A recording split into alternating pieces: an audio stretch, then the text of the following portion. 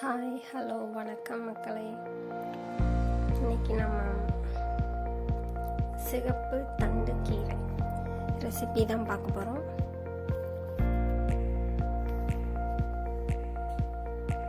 பாருங்க எவ்வளோ அழகாக இருக்குது.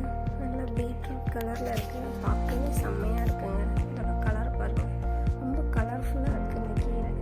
நம்மளே என்னென்னமோ தான் வச்சு சாப்பிட்றோம், ஹெல்த்தியாக இருக்குங்க. சரி இப்படின்னு தான் ட்ரை பண்ணி பார்க்கணும். ஃபர்ஸ்ட் டைம் நான் இந்த கீரை பார்க்குறேங்க. சிகப்பு தண்டு கீரை. தண்டு கீரை சாப்பிட்ருக்கேன், சிகப்பு தண்டு கீரை ஃபர்ஸ்ட் டைம் நான் பார்க்குறேன்.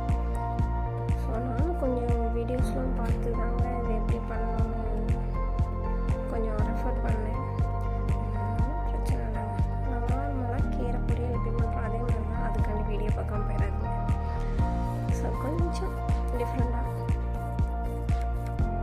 எப்படின்னு பாருங்கள். தண்டுக்கீரை ஆனால் இதோட தண்டு மட்டும் ரொம்ப அந்த நார் ரொம்ப ஜாஸ்தியாக இருக்குது, ரொம்ப ஹார்டாக இருக்குங்க.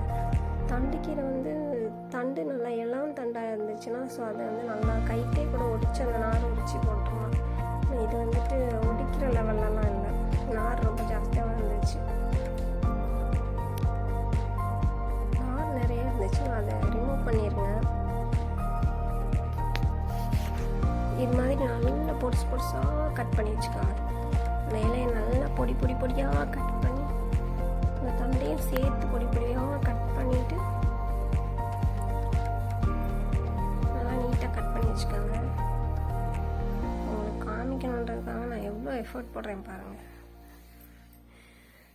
பார்த்தீங்களா ஒவ்வொரு விஷயமும். ஆக்சுவலி இந்த வீடியோ எடுக்கிறதுலையும் எடிட் பண்ணுறதும் கூட ஒரு பெரிய வேலை தான் போல.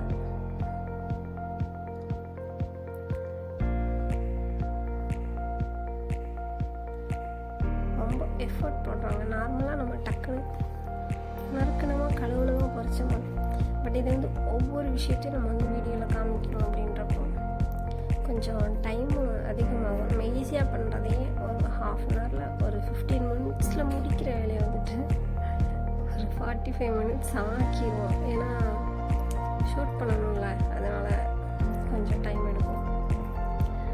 பட் நார்மலாக இது 15 மினிட்ஸில் நீங்கள் முடிச்சிடலாங்க. கீரை பொரியல் ரொம்ப நேரமாக ஆகாது, ரொம்ப ஈஸி தான். ஆனால் கீரை நல்லா சுத்தமாக வாஷ் பண்ணிக்கோங்க. ஏன்னா அதில் அடியில் பார்த்தீங்களா மணல் இருக்குது, ரொம்ப பொடி மணல். ஸோ அது பார்க்க பொருசாக தான் இருக்கும். நான் சாப்பிட்றப்போ சின்ன ரொம்ப தூசியாக இருந்தால் கூட, குட்டி தூசியாக இருந்தால் கூட அது பல்லில் பட்டுச்சுன்னா பல்லு பயங்கரமாக கூசுதுங்க. எதையுமே சாப்பிட முடிய மாட்டேங்கிறப்போ. அதனால் நல்லா வாஷ் பண்ணிக்கோங்க. கீரையை சுத்தமாக வாஷ் பண்ணணும். ஏன்னா அவங்க அது ஃபுல் அண்ட் ஃபுல் ஒரு மாதிரி அந்த ஸ்மெல், அந்த கீரோட ரா ஸ்மெல் இருக்குல்ல, நல்லா வாஷ் பண்ணால் தான் போகும்.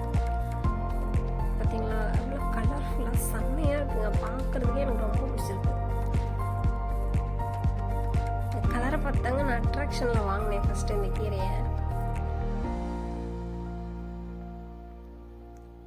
நம்மளும் தான் ட்ரை பண்ணி பார்ப்போமே அப்படின்ட்டு ஃபஸ்ட் கடாயை ஹீட் பண்ணிவிட்டு கொஞ்சம் அதில் ஆயில் ஊற்றிக்கோங்க.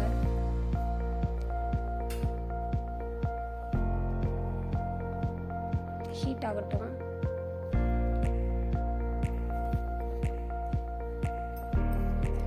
ஆயில் ஹீட் ஆயிடுச்சு. இப்போ நம்ம கொஞ்சம் கடுகு போட்டுக்கலாம். கடுகு வெடிக்கிறதுக்கு கொஞ்சம் டைம் கொடுப்போம்.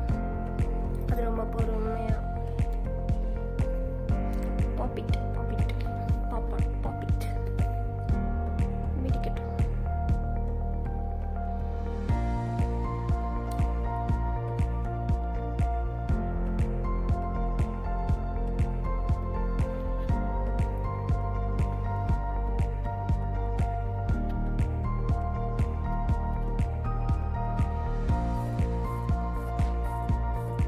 அவ்வளோதாங்க. கடுகு வெடிச்சு கருவேப்பிலை போட்டு குழம்பு கடலைப்பருப்பு இருக்கு இல்லையா, அது கொஞ்சம் போட்டு ஃப்ரை பண்ணிவிட்டு அப்புறம் கொஞ்சம் ஆனியன் குட்டி குட்டியாக கட் பண்ணி வச்ச ஆனியன் போட்டு பச்சை மிளகா 2 மிளகா பச்சை மிளகா போட்டு நான் எல்லாம் ஃப்ரை பண்ணிட்டேன். இந்த வீடியோ ஏன் உங்களால் இல்லை அப்படின்னா அதுக்குள்ளே இந்த ஃபோன் ஒரு சதி பண்ணிச்சுங்க, ஆஃப் ஆயிடுச்சு. ஸோ அதனால் அதை என்னால் எடுக்க முடியல. கண்டினியூவாக எடுத்துகிட்ருக்கேன்.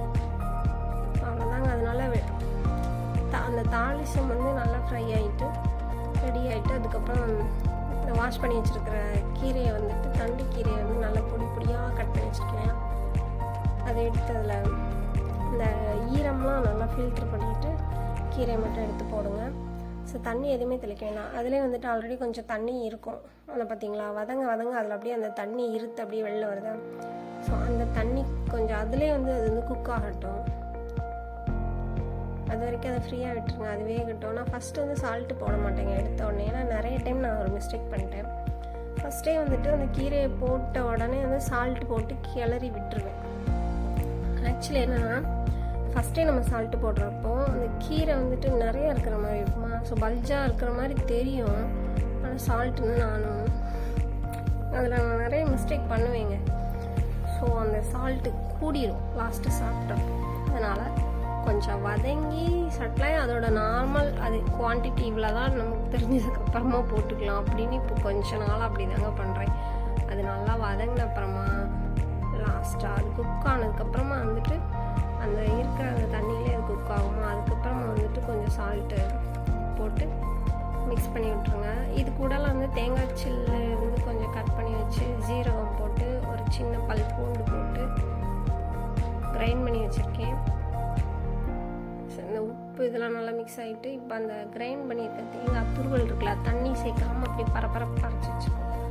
அதையும் இதில் தட்டி நல்லா மிக்ஸ் பண்ணி விட்டுருங்க. அதோட பச்சை ஸ்மெல் கொஞ்சம் அது ராவாக ஒரு ஸ்மெல் வரும்ல, அது கொஞ்சம் போகும் வரைக்கும் நல்லா கிளறி விட்டுட்டே இருங்க.